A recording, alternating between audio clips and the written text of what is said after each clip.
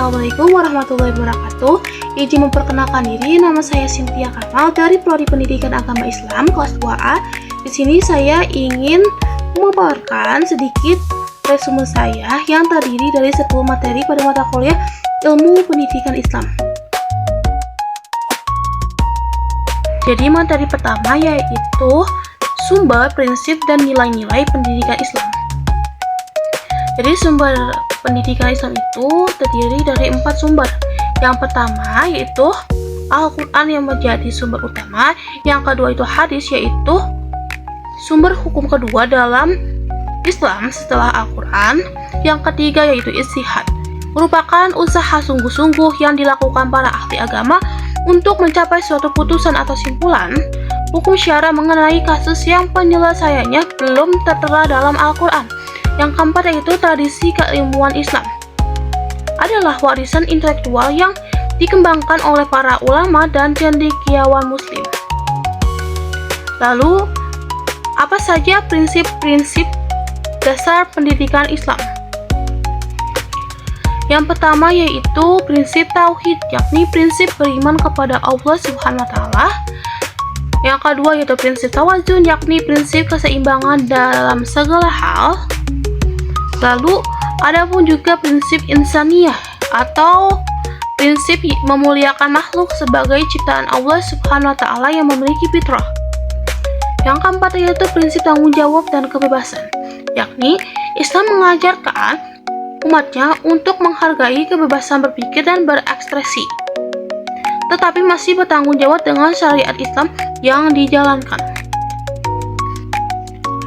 Lalu, ada pun juga prinsip amal, yang merupakan yaitu ilmu yang tidak hanya dipahami secara teoritis, melainkan mengamalkannya dalam kehidupan sehari-hari. Yang keenam yaitu prinsip berbasis wahyu dan akal, yaitu pendidikan Islam tidak hanya berbasis akal, akan tetapi bersumber dengan wahyu yang benar dan hakiki. Lalu, prinsip individualis, yaitu prinsip yang menetapkan makhluk memiliki potensi yang harus diarahkan menjadi seorang yang bermanfaat dan berguna. Lalu nilai-nilai Islam terdiri dari 7 jenis. Ada nilai keimanan atau akidah, lalu nilai akhlak atau etika Islam. Lalu yang ketiga yaitu nilai ilmu atau keilmuan dan kebaiknian. 4 nilai amal, ilmu, dan implementasi. 5 nilai ukhuwah atau persaudaraan. 6 yaitu nilai keadilan. Dan 7 yaitu nilai tanggung jawab. Nah, segitu saja dari materi pertama.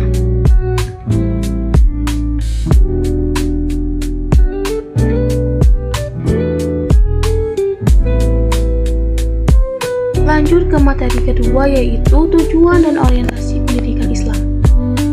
Dari tujuan pendidikan Islam itu diantaranya itu membentuk akhlak mulia, menumbuhkan ketakwaan kepada Allah Subhanahu wa taala, lalu mengembangkan potensi diri, lalu menciptakan kesejahteraan sosial, mencapai kebahagiaan dunia dan akhirat. Lalu ke orientasi pendidikan Islam, yang pertama yaitu integrasi ilmu dan iman. Orientasi pendidikan Islam yaitu pengembangan ilmu pengetahuan yang didasarkan kepada wahyu dan akal, sehingga antara ilmu dunia dan akhirat saling mendukung dan tidak terpisah. Lalu, kedua itu pendidikan holistik.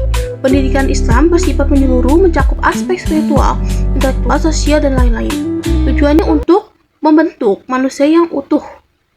Yang ketiga itu pendidikan berbasis akhlak dan etika, yaitu pendidikan Islam mengutamakan pembelajaran moral dan etika berdasarkan ajaran Al-Quran dan hadis dengan tujuan berakhlak mulia sesuai dengan tuntunan Islam.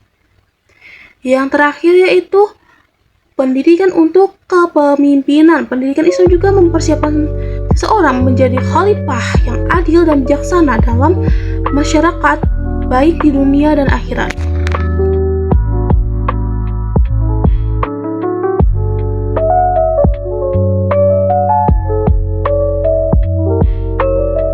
Lanjut ke materi ketiga, yaitu kurikulum dalam pendidikan Islam. Konsep kurikulum dalam pendidikan berbasis Islam adalah metode pembelajaran yang berdasarkan nilai-nilai keislaman, yang dimana kurikulum ini dibentuk untuk membuat individu yang tidak hanya cerdas secara intelektual tetapi juga memiliki akhlak mulia dan spiritualitas yang kuat. Kurikulum pendidikan agama Islam adalah upaya yang tersusun secara sistematis dalam menyiapkan pendidikan peserta didik untuk mengenal, memahami, mengimani, dan mengamalkan ajaran Islam. Konsep dan prinsip utamanya yaitu tauhid, ketuhanan, lalu Al-Quran dan hadis, fikih atau hukum Islam, akidah atau teologi Islam, dan juga sejarah Islam. Serta juga etika dan moral.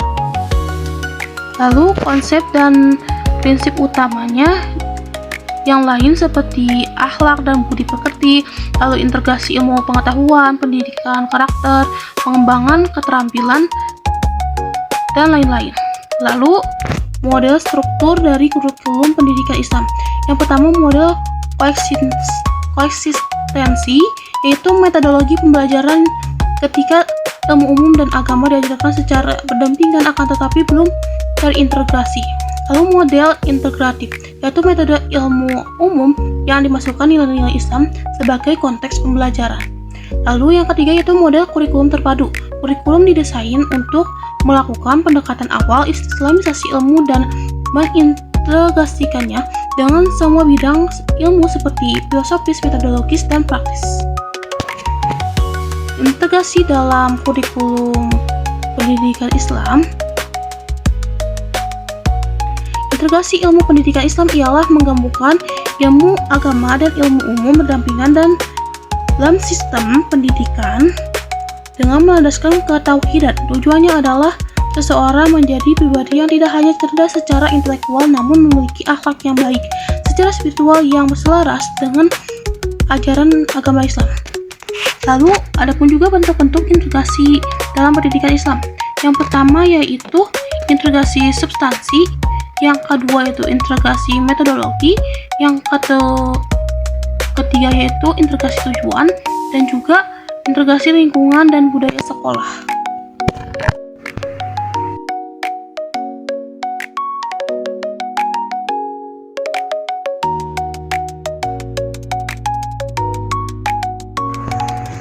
Lanjut ke materi keempat yaitu metode dan pendekatan pembelajaran pendidikan Islam. Pendekatan dalam pendidikan Islam adalah cara pandang atau paradigma yang digunakan untuk mengimplementasikan nilai-nilai Islam dalam pendidikan dengan tujuan membentuk manusia yang beriman dan berakhlak mulia. Sedangkan dalam penggunaan metode pendidikan Islam yang perlu dipahami adalah bagaimana seorang pendidik dapat memahami hakikat metode dan relevansinya dengan tujuan utamanya yaitu pendidikan Islam, yakni terbentuknya pribadi yang beriman yang senantiasa siap sedia mengabdi kepada Allah SWT. Lalu metode pendidikan Islam terbagi menjadi dua. Yang pertama, metode pendidikan Islam klasik, yakni pendekatan pembelajaran tradisional yang berfokus pada pengajaran sistematis yang berstruktur dan menekankan pada penguasaan pengetahuan dan keterampilan dasar seperti membaca, menulis, dan berhitung. Contohnya seperti khutbah, keteladanan, imsal perumpamaan, halaqah diskusi kelompok, isyarat, dan juga 5 kisos yaitu cerita. Lalu metode pendidikan kontemporer merupakan pendidikan Islam yang dinamis dan relevan dengan perkembangan zaman, menekankan pada pengembangan peserta didik secara holistik termasuk aspek intelektual, spiritual, moral, dan sosial. Contohnya seperti hermeneutika, pendekatan kritis, lalu Islam dengan sains. Terus, pendekatan kontekstual dalam pembelajaran Islam. Pendekatan kontekstual dalam pendidikan Islam adalah pendekatan yang membuat materi pembelajaran relevan dengan kehidupan nyata, mendorong siswa untuk terlihat aktif dan membantu mereka mengaplikasikan nilai-nilai Islam dalam kehidupan sehari-hari. Contohnya tuh seperti dalam pembelajaran fikih tentang zakat, guru dapat mengaitkannya dengan situasi sosial di lingkungannya sekitar, seperti kegiatan sosial untuk membantu warga yang membutuhkan. Integrasi teknologi dalam pembelajaran Islam. Integritas teknologi pembelajaran dalam Islam merupakan suatu pendekatan yang komprehensif yang bertujuan untuk memanfaatkan teknologi secara optimal untuk meningkatkan kualitas pembelajaran, sekaligus menjaga nilai-nilai keagamaan, moralitas, dan integritas akademis. Akan tetapi di era digital ini, integrasi teknologi informasi dan komunikasi atau TIK dalam pendidikan agama Islam menjadi kebutuhan strategis untuk meningkatkan beraktivitas, fleksibilitas, dan daya tarik pembelajaran pendidikan agama Islam bagi siswa berbagai jenjang.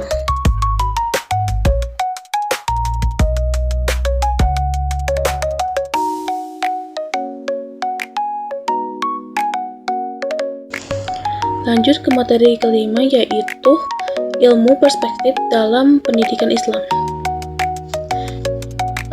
Arti perspektif adalah sudut pandang atau cara seseorang melihat atau memahami suatu hal atau situasi. Lalu pendidikan merupakan bentuk interaksi manusia baik dengan sesamanya maupun dengan Tuhan. Dalam Undang-Undang Nomor 20 Tahun 2003, pendidikan adalah usaha sadar dan terencana untuk menciptakan suasana belajar demi mengembangkan potensi peserta didik. Lalu, ada pun juga unsur-unsur pendidikan, seperti adanya pengetahuan, keterampilan, dan juga kebiasaan. Jadi, pendidikan itu memuat 3 aspek tadi: pengetahuan, keterampilan, dan juga kebiasaan. Lalu, proses atau tahapan dalam pendidikan itu bisa formal dengan guru ataupun otodidak maupun mandiri.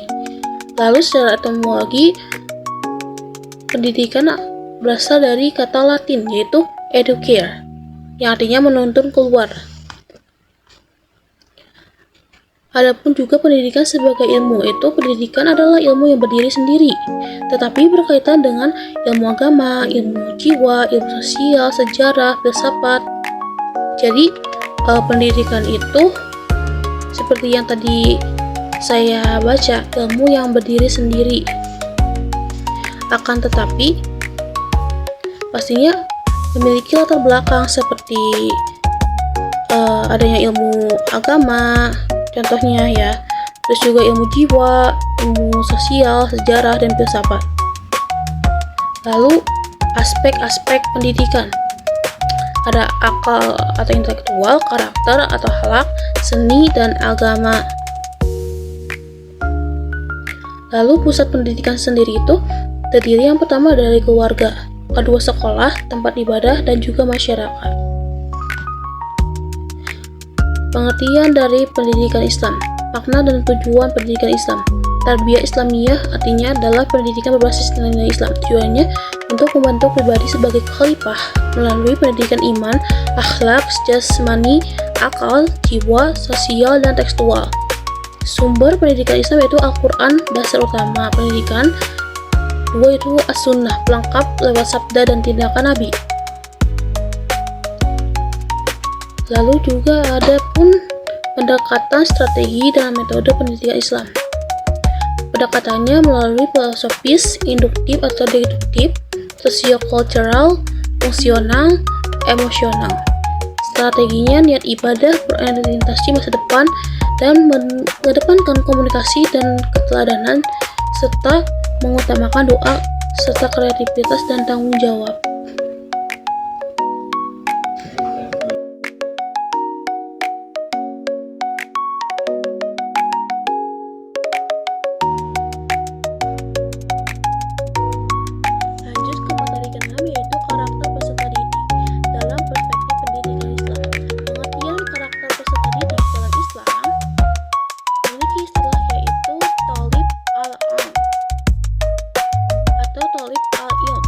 Yang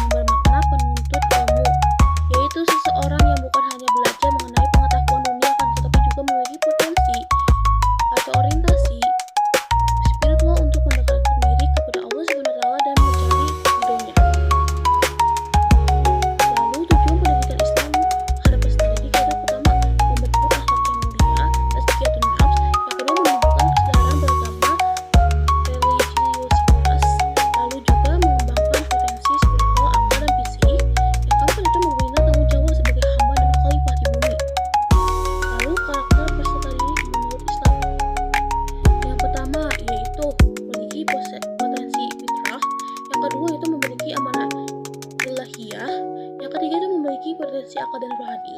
Keempat, berperan sebagai hamba dan khalifah. Yang kelima yaitu bertahap dan dalam perkembangan. Yang keenam yaitu memiliki hak untuk dididik dengan lembut dan bijak. Lalu ada pun juga hak peserta didik dalam pendidikan Islam. Yang pertama yaitu hak untuk mendapatkan ilmu yang benar dan bermanfaat. Yang kedua itu hak atas perlakuan yang adil dan penuh kasih sayang. Yang ketiga yaitu hak untuk bertanya dan berdiskusi. Yang keempat itu hak atas lingkungan belajar yang islami. Yang kelima yaitu hak atas penghargaan dan pengakuan. Yang keenam yaitu hak atas perlindungan fisik dan mental. Lalu kewajiban peserta didik dalam pendidikan Islam. Yang pertama yaitu niat ikhlas karena Allah. 2. Menghormati guru dan sesama pelajar. Yang ketiga menjaga akhlak dan perilaku. 4. Disiplin dan tanggung jawab. 5. Mengamalkan ilmu yang diperoleh. 6. Bersungguh-sungguh dalam belajar.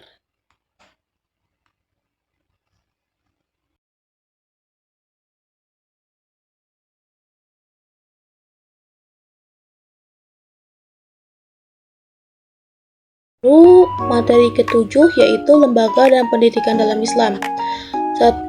Pendidikan formal dalam Islam. Pendidikan formal dalam Islam adalah proses pembelajaran yang berlangsung secara sistematis, terstruktur, dan berjenjang di lembaga resmi dengan kurikulum yang memadukan ilmu agama dan umum serta diakui oleh negara.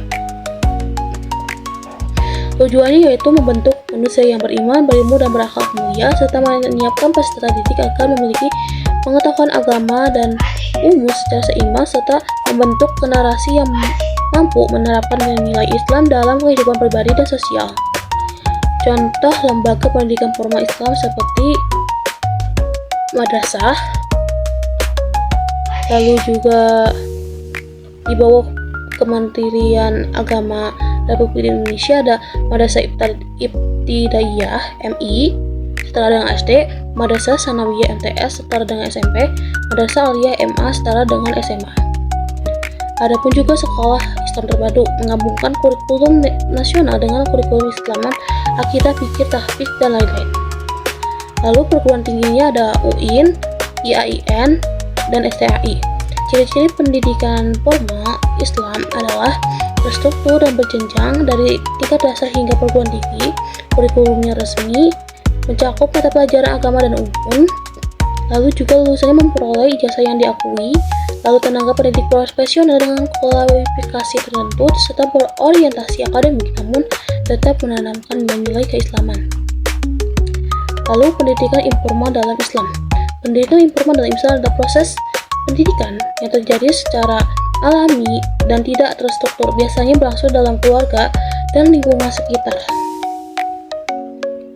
Pendidikan ini tidak memiliki kurikulum jadwal atau lembaga resmi, tetapi sangat penting untuk membentuk akhlak dan karakter Islami sejak dini. Tujuannya yaitu menanamkan nilai Islam sejak dini melalui pengalaman sehari-hari, lalu membangun kepribadian muslim yang kuat, santun, dan bertanggung jawab, serta menjadikan agama sebagai bagian dari gaya hidup.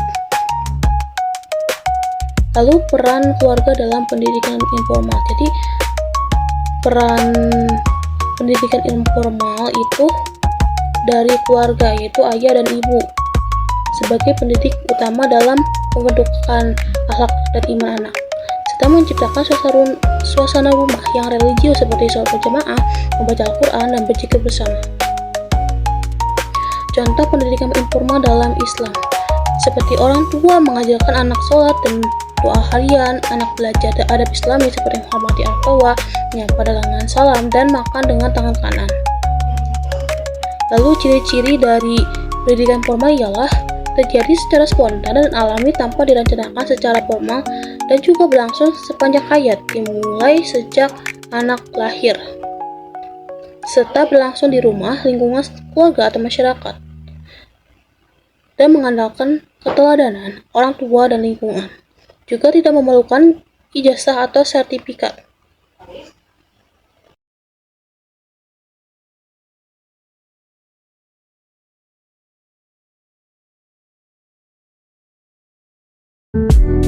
Lanjut ke materi ke-8 yaitu evaluasi asesmen dalam pendidikan Islam. Konsep evaluasi dan pendidikan Islam dalam perspektif Islam, konsep evaluasi berkaitan erat dengan hisab atau perhitungan amal, dan juga juga muhasabah atau introspeksi diri. Prinsip ini tercermin dalam Al-Quran Surat Al-Hasyr ayat 18 yang mengajarkan manusia untuk memperhatikan apa yang telah diperbuatnya. Evaluasi bukan hanya alat ukur, tetapi juga menjadi bagian dari proses pembinaan diri dan perbaikan. Ciri-ciri evaluasi dalam perspektif Islam. Yang pertama, bersifat komprehensif, seperti mencakup aspek kognitif, afektif, dan psikomotorik. Lalu juga bersumber dari nilai-nilai Islam seperti kejujuran, keadilan, dan tanggung jawab. Serta bertujuan membina bukan menghukum, membantu siswa berkembang bukan sekadar menghakimi. Teknik dan instrumen asesmen berbasis Islam. Teknik dan instrumen asesmen dalam pendidikan Islam harus disusun dengan mempertimbangkan nilai-nilai agama dan tujuan pendidikan yang menyeluruh. Pendidikan Islam tidak hanya menilai kemampuan akademik, tetapi juga perkembangan akhlak, sikap, dan spiritual peserta didik. Teknik asesmen dalam pendidikan Islam terbagi menjadi dua kategori, yaitu penilaian tes dan juga penilaian non-tes. Penilaian tes terdiri dari tes tertulis, tes lisan, dan tes praktik. Lalu penilaian non-tes terdiri dari observasi, penilaian proyek, serta portofolio. Adapun juga self-assessment yang mendorong siswa untuk melakukan refleksi atas pencapaian dan kelemahan diri, serta penilaian teman sejawat atau per-assessment yang mengembangkan sikap saling menghargai dan bertanggung jawab. Mengembangkan sistem evaluasi yang berorientasi pada nilai-nilai Islam. Sistem evaluasi dalam pendidikan Islam idealnya tidak hanya mengukur pada aspek kognitif, tetapi juga menilai proses pembentukan karakter, akhlak, dan spiritual peserta didik. Pengembangan sistem evaluasi yang berorientasi pada nilai-nilai Islam sangat penting untuk memastikan bahwa tujuan utama pendidikan Islam, yaitu pembentukan insan yang beriman, berilmu, dan berakhlak mulia, dapat tercapai secara menyeluruh. Beberapa langkah penting dalam pengembangan sistem evaluasi berbasis Islam antara lain yaitu: 1. Menentukan indikator penilaian yang komprehensif. 2. Menyusun instrumen yang sesuai dengan nilai Islam. Lalu yang ketiga, melibatkan pendekatan holistik. Yang keempat itu menanamkan prinsip hisab dan muhasabah. Dan yang kelima yaitu membangun budaya evaluasi yang konstruktif.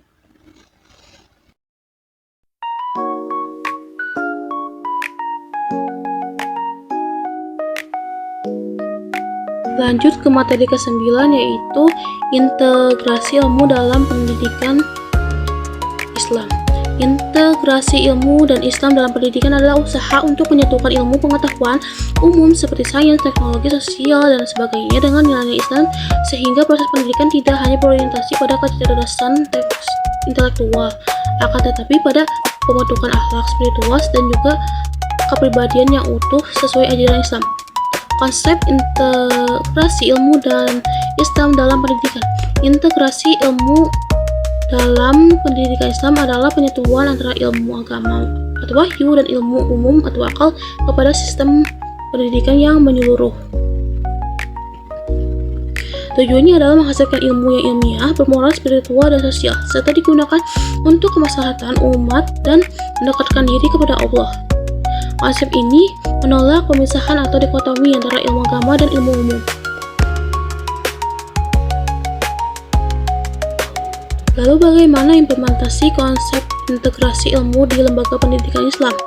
Implementasi di integritas ilmu di lembaga Islam dilakukan melalui perancangan kurikulum, pengembangan metode pembelajaran, penyiapan tenaga pendidik, serta penciptaan lingkungan sekolah yang mendukung nilai-nilai Islam. Lalu integrasi keilmuan dalam pendidikan Islam. Yang pertama itu kurikulum terpadu, kedua itu guru sebagai teladan, ketiga itu memasukkan nilai Islam serta lingkungan. Tujuannya itu membentuk insan kamil, berilmu, beriman, dan berakhlak mulia, serta menghapus pemisahan antara ilmu agama dan ilmu umum, dan juga menjadikan ilmu sebagai jalan ibadah dan kemaslahatan. Lalu manfaatnya ialah membentuk pribadi yang seimbang antara ilmu, iman, dan akhlak, dan juga mengatasi lahirnya ilmuwan yang cerdas tetapi kehilangan nilai-nilai moral, dan juga membantu peserta didik memahami ilmu pengetahuan adalah sarana mendekatkan diri kepada Allah serta menyiapkan generasi yang mampu menguasai sains dan teknologi dengan landasan iman yang kokoh.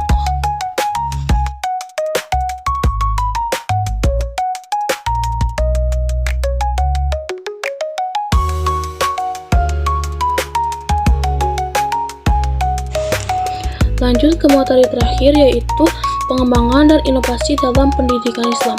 Konsep dasar pendidikan Islam adalah sistem pendidikan yang berlandaskan pada nilai-nilai ajaran Islam yang bersumber dari Al-Quran dan As-Sunnah. Tujuan utamanya itu, pendidikan Islam adalah membentuk manusia yang beriman, bertakwa, berakhlak mulia, dan memiliki kemampuan intelektual yang tinggi. Lalu perkembangan pendidikan Islam secara historis dimulai pada masa Nabi Muhammad SAW, yang dimana pendidikan Islam dimulai sejak turunnya wahyu pertama. Lalu Nabi pun mengajarkan Al-Quran dan akhlak kepada para sahabat. Kemudian lembaga pendidikan awal pun terbentuk seperti Dar al-Arqam dan Masjid Nabawi. Pada masa Khulafaur Rasyidin, pendidikan berkembang melalui masjid-masjid.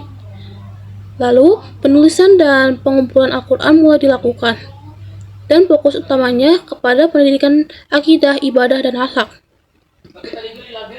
Pada masa Umayyah dibentuk lembaga formal seperti Kutab atau Sekolah Dasar Islam. Ilmu yang dipelajarinya yaitu bahasa Arab, fikih, dan tafsir, yang dimana sudah mulai diajarkan lebih luas. Lalu perkembangan pendidikan didukung oleh pemerintah. Pada masa Abbasiyah, masa keemasan pendidikan Islam, berdirinya madrasah dan Baitul Hikmah di Baghdad. Ilmu agama dan ilmu umum seperti sains, kedokteran, matematika berkembang pesat. Setelah adanya masa penjajahan serta modernisasi, pendidikan Islam mengalami tekanan dari kolonial, seperti muncul pembaharuan pendidikan Islam oleh tokoh seperti Muhammad Abduh dan Ahmad Dahlan. Lembaga pendidikan Islam mulai disesuaikan dengan sistem pendidikan modern. Lalu masa kontemporer atau sekarang, pendidikan Islam terintegrasi dengan kurikulum nasional. Banyak berdiri sekolah Islam terpadu dan universitas Islam. Fokus pada keseimbangan antara ilmu, dunia, dan akhirat. Lalu ada pun juga tantangan pendidikan Islam era modern. Pendidikan Islam saat ini menghadapi berbagai tantangan yang kompleks. Pertama, tantangan globalisasi yang membawa pengaruh budaya asing yang tidak sesuai dengan nilai-nilai Islam. Kedua, perkembangan teknologi informasi yang sangat cepat menuntut. Lalu, inovasi dalam kurikulum pendidikan Islam. Pengembangan kurikulum pendidikan Islam harus mengintegrasikan antara ilmu-ilmu keislaman ulul al-din dengan ilmu-ilmu umum atau ulum al-dunya. Konsep integrasi interkoneksi menjadi pendekatan yang relevan untuk mengembangkan kurikulum yang holistik dan komprehensif. Adapun juga pemanfaatan teknologi dalam pendidikan Islam seperti Artificial Intelligence or AI dapat digunakan untuk personalisasi pembelajaran sesuai dengan kemampuan dan gaya belajar masing-masing peserta didik. Selain itu, Big Data Analysis dapat membantu dalam evaluasi dan perbaikan sistem pembelajaran secara berkelanjutan.